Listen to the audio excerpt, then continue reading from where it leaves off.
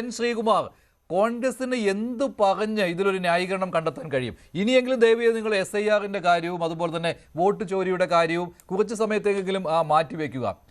ഒരു രണ്ടക്കത്തിലേക്ക് എത്തുവാൻ പോലും കഴിയാതെ കോൺഗ്രസിന് ഇനി എന്ത് മറ്റു കാര്യങ്ങളാണ് പറയാൻ കഴിയുക? അവിടെ കോൺഗ്രസ് പിടിച്ചു മേടിച്ചതാണ് ഇത്രയും സീറ്റുകൾ, അതിൻ്റെ ആവശ്യം പോലും ഉണ്ടായിരുന്നില്ല.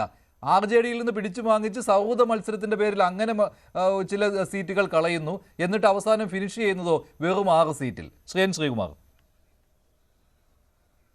നോക്കൂ മഞ്ജുഷേ, ബീഹാറിലത്തെ തെരഞ്ഞെടുപ്പ് നേരത്തെ ശ്രീ സന്തോഷ് പറഞ്ഞ പോലെ ഞാനതിൽ ഒട്ടും ഉത്കണ്ഠപ്പെടുന്നില്ല. കാരണം എന്താ വെച്ചാൽ ഇത്തരത്തിലൊരു ഫലം പ്രതീക്ഷിച്ചിരിക്കാവുന്ന ഒരു സാഹചര്യം നമുക്ക് ഉണ്ടായിട്ടുണ്ട്. ഇപ്പോ ഈ വോട്ട് ജോലിയെ കുറിച്ചൊക്കെ ഇപ്പൊ പരിഹസിക്കുമ്പോൾ ഇതിനു മുമ്പ് രാഹുൽ ഗാന്ധി നടത്തിയ 2-3 പത്രസമ്മേളനത്തിൽ അദ്ദേഹം തെളിവുകളടക്കം നിരത്തിയപ്പോൾ അതിനെ അനുകൂലിച്ചവരാണ് എല്ലാവരും. അപ്പൊ അന്ന് രാഹുൽ ഗാന്ധി ഒരു കാര്യം പറഞ്ഞിരുന്നു, അടുത്തത് ബീഹാർ എന്ന്. അപ്പൊ രാഹുൽ ഗാന്ധിയോട് പറഞ്ഞു തോൽവിയുടെ മുൻകൂർ ജാമ്യം എടുക്കുകയാണെന്നാണ് പറഞ്ഞത്. അപ്പൊ എന്തായാലും തോൽവിയുടെ മുൻകൂർ ജാമ്യമാണോ അല്ലേ എന്നുള്ളതൊക്കെ അതൊരു രാഷ്ട്രീയമായ ഒരു കാര്യമായതുകൊണ്ട് ഞാൻ അതിലേക്ക് പറയുന്നില്ല. പക്ഷേ എന്താണ് കോൺഗ്രസ് ഇത്ര ഒരു അവസ്ഥയിൽ എത്തിയതെന്ന് ചോദിച്ചാൽ, ഇത് നമ്മളൊക്കെ വിചാരിച്ചതിനെക്കാട്ടിലും അമ്പരപ്പിക്കുന്ന ഒരു സംഭവമായി മാറി. അത്ഭുതമാണിത്. ഇത്രയും വലിയ സീറ്റ് 243 സീറ്റില് 5 സീറ്റിലേക്ക് കോൺഗ്രസ് ഒതുങ്ങുക, ഇന്ത്യയിലെ പ്രധാന പ്രതിപക്ഷ പാർട്ടിയായ കോൺഗ്രസ് 5 സീറ്റിലേക്ക് ഒതുങ്ങുക, NDA BJP JDU സഖ്യം തൂത്തുവാരുക, ഇതൊക്കെ സത്യം പറഞ്ഞാൽ അമ്പരപ്പ് മാത്രമല്ല കൗതുകവും ഉണ്ടാക്കുന്നുണ്ട്. അപ്പൊ ഇതിന്റെ ഒരു വിശകലനം വരും ദിവസങ്ങളിൽ വരും. അപ്പൊ അത്തരത്തിൽ വിശകലനം കോൺഗ്രസിന്റെ ഭാഗത്തു നിന്നും അതുപോലെ ഇടത് പാർട്ടികളുടെ ഭാഗത്തു നിന്നും ഒക്കെ ഉണ്ടാകുമ്പോൾ കൃത്യമായ ചില വിവരങ്ങൾ നമുക്ക് ലഭിക്കും. ഇവിടെ ഒരു ഗവൺമെന്റ് ചെയ്യുന്ന അവസാന കാലത്ത് ചെയ്യുന്ന പരിഷ്കാരങ്ങള് ആ ഗവൺമെന്റിന്റെ ചില രാഷ്ട്രീയമായ സൂത്രങ്ങളും കാര്യങ്ങളും ഒക്കെയാണ്. പക്ഷേ അതൊരു ജയത്തിലേക്ക് എത്തിക്കും എന്ന് ബീഹാർ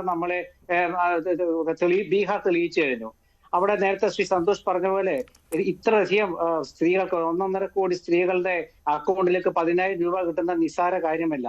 അങ്ങനെ 10,000 രൂപ കൊടുത്തത് ശരിയാണോ, അതൊരു രാഷ്ട്രീയമായ മര്യാദയാണോ എന്നുള്ള ചോദ്യങ്ങളൊക്കെ ഉയർന്നു വന്നിട്ടുണ്ട്. ശ്രീ ശശി തരൂർ അടക്കം ഇന്ന് ചോദിച്ചിട്ടുണ്ടെന്നാണ് ഞാൻ കേട്ടത്. കോൺഗ്രസും ചെയ്തിട്ടുള്ളതാണ്, കർണാടകത്തിൽ കോൺഗ്രസും ചെയ്തിട്ടുള്ളതാണ്, തെലങ്കാനയിൽ ചെയ്തിട്ടുള്ളതാണ്. ഇപ്പോൾ എല്ലാവരും ഫ്രീ ബീസിന്റെ പിന്നാലെ പോവുകയാണ്. കോടതി പോലും അക്കാര്യത്തിൽ കേരളത്തിൽ നമ്മൾ കണ്ടിട്ടുള്ളതാണ്. ഫ്രീ ബീസ് കോടതി പോലും ചോദിക്കേണ്ടി വന്നിട്ടുള്ളതാണ്.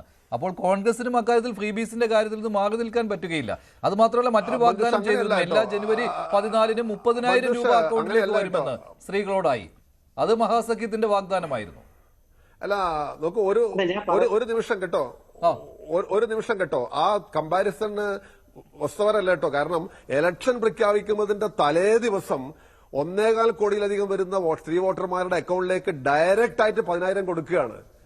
അത് ഇലക്ഷൻ അഴിമതി അല്ലാതെ വേറെ ഒന്നുമല്ല. ആമലയിൽ പറഞ്ഞ ബീഹാറിൽ പോയിട്ട് അഴിമതി എന്ന് പറഞ്ഞാൽ അതിന്റെ ഇമ്പാക്ട് വേറെ ആയിരിക്കും. പക്ഷെ നിങ്ങൾ ഇവിടെ നമ്മൾ ചർച്ച ചെയ്യുമ്പോൾ നിങ്ങൾ അതിനൊരിക്കലും ലഘൂകരിച്ച് കാണരുത്. അവനെ നമ്മൾ ഇലക്ഷന് കുറെ മുൻപ് പ്രകടന പത്രികയിലൂടെ പ്രഖ്യാപിക്കുന്ന ഫ്രീ ബീസ് പോലെയായി കണക്കാക്കരുത് ഒരിക്കലും കേട്ടോ. വെറും ഫ്രീ ബീസ് അല്ല, ഇതൊരു തെരഞ്ഞെടുപ്പ് അഴിമതി എന്ന രീതിയിൽ തന്നെയാണ് തൊട്ടു തലേന്ന് കൊടുക്കുന്ന